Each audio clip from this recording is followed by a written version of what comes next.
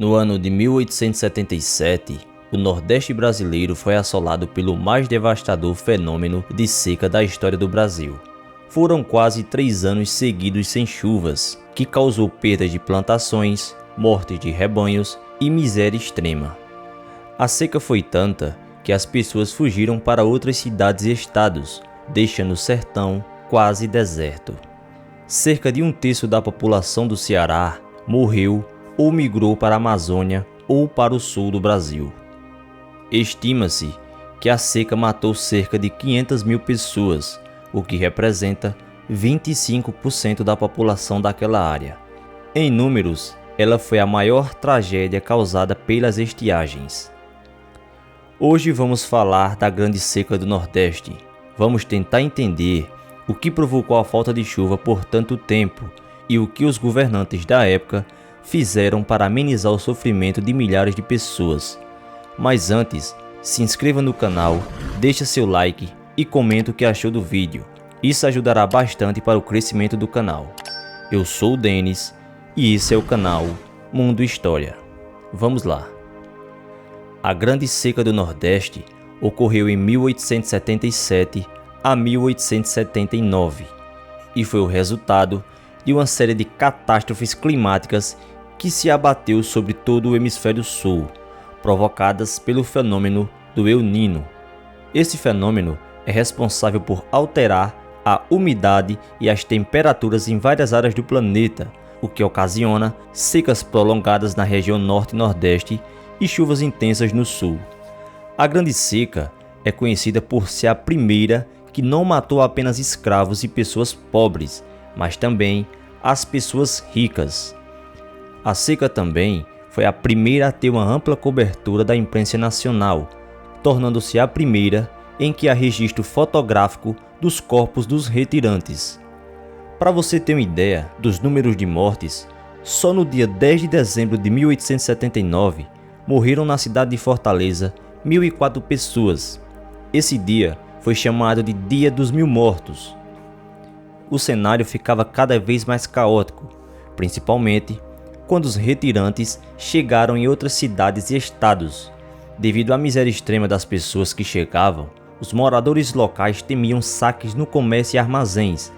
Além disso, as cidades para as quais as vítimas da seca se dirigiam começaram a ficar cada vez mais cheias de flagelados. Eram assim que as pessoas eram chamadas, flagelados.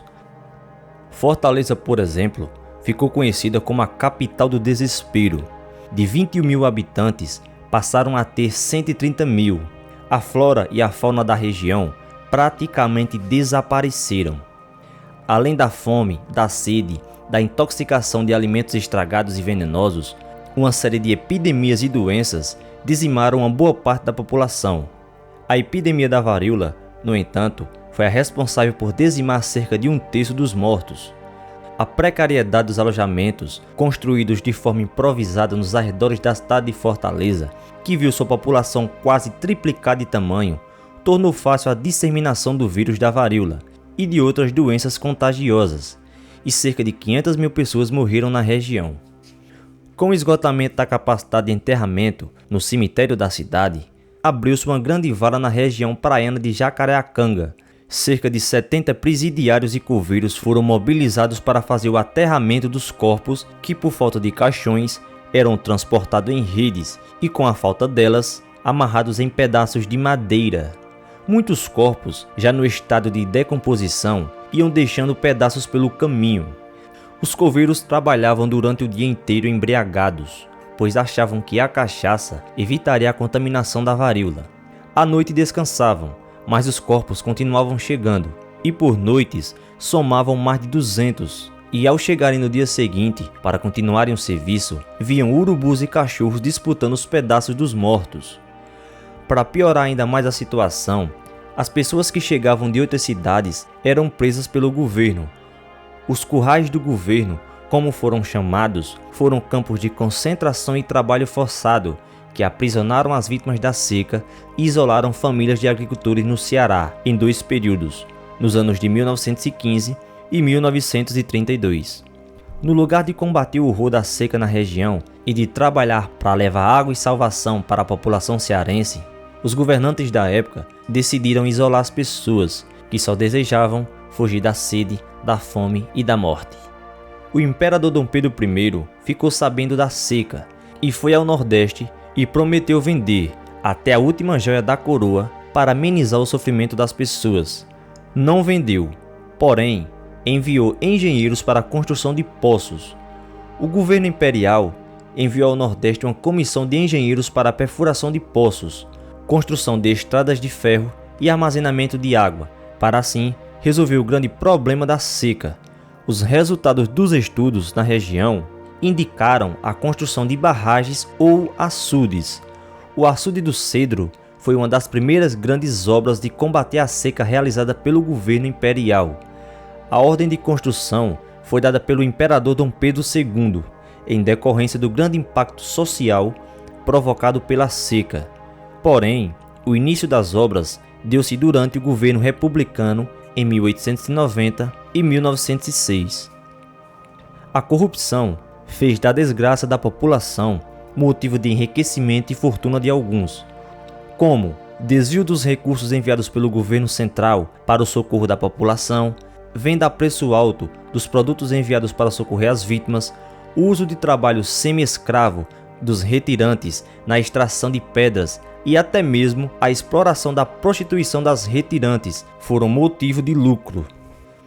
Por causa da falta de socorro e dos maus tratos, cerca de 3 grandes revoltas ocorreram em Fortaleza. A maior delas foi no dia 20 de agosto de 1878 e reuniu quase 10.000 retirantes que atacaram os armazéns que forneciam carne e farinha.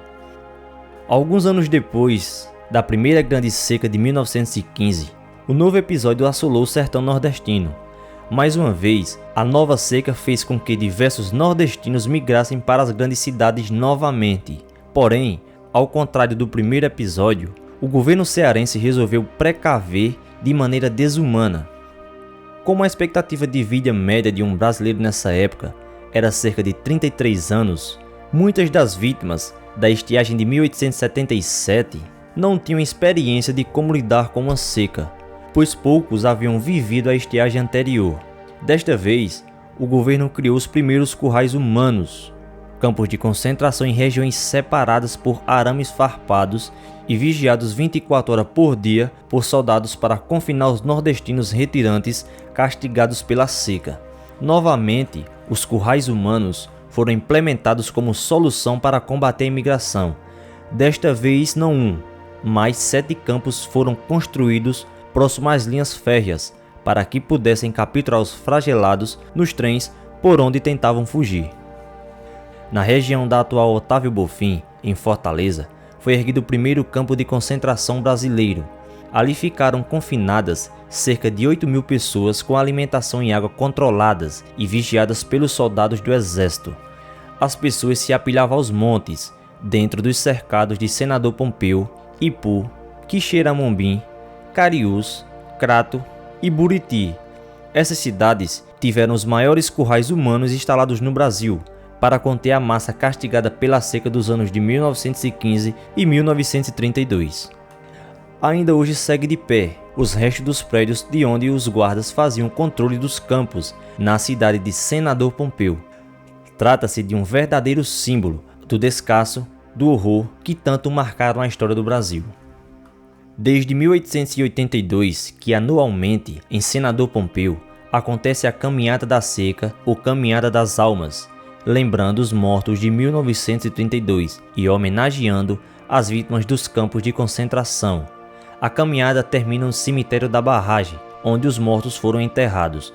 Ao redor de uma cruz, garrafas de água são oferecidas em memória dos que passaram fome, sede e dor.